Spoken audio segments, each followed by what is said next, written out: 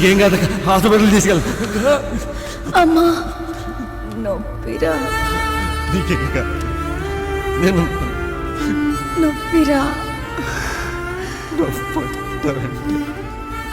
రే ఏడోకురా, నవ్వుతూ పంపించురా.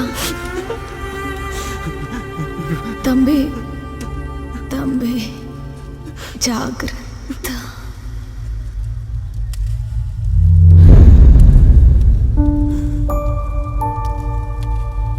అక్క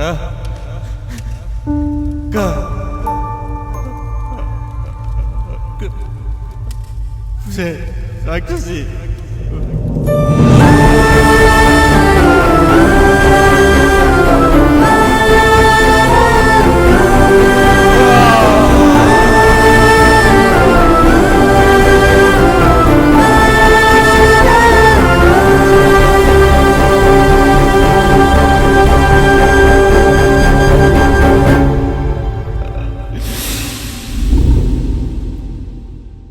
ఏమే ఎదురింటి అబ్బాయిని పలకరించావా? లేదమ్మా. ఒకసారి వెళ్ళిరమ్మా, పాపం ఎంత బాధపడుతున్నాడో. అలాగేమ్మా. వెళ్ళేటప్పుడు చెప్పు, టిఫిన్ ఇస్తాను, తీసుకెళ్దు గాని. సరేమ్మా. అబ్బాయ్ అబ్బాయ్, పాపం ఎంత బాధపడుతున్నాడో. అబ్బాయ్. ఏంటి ఎదురింటిగా ఫీల్ వచ్చావు? టిఫినా? కరెక్ట్ టైం తీసుకొచ్చావు.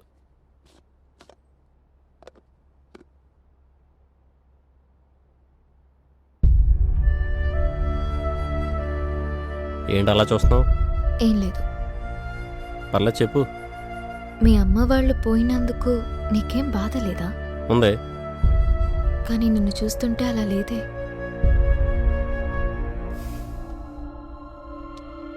అంటే బయటికి కనిపిస్తేనే బాధపడుతున్నట్ట? బాధ ఇక్కడ ఉంటుంది, లోపల ఉడుకుతుంది.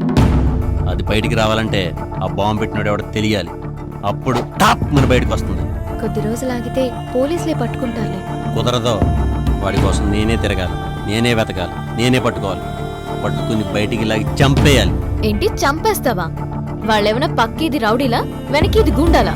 ఎవడైతే నాకేంటి, కొడుకుల్ని ఎరేసి ఎలకలను పట్టినట్టు, వలేసి చేపలను పట్టినట్టు పట్టుకుని బయటికి లాగి అదే బాబా గుడి ముందు దీపావళి బొమ్మ పేల్చినట్టు పేల్చి పాడేయాలి. బాబు, నువ్వు మామూలుగా మాట్లాడితేనే పొగరుగా ఉంటుంది. ఇంకిలా మాట్లాడవనుకో బ్రెయిన్ దొబ్బినట్టుంటుంది. ఏదో ఎదురింటి అబ్బాయివి కదా పలకరిద్దామనొస్తే రివర్స్లో నాకే షాక్లిస్తున్నావు. చంపేస్తాను, పొడిచేస్తాను అని. వస్తాను నాయనా.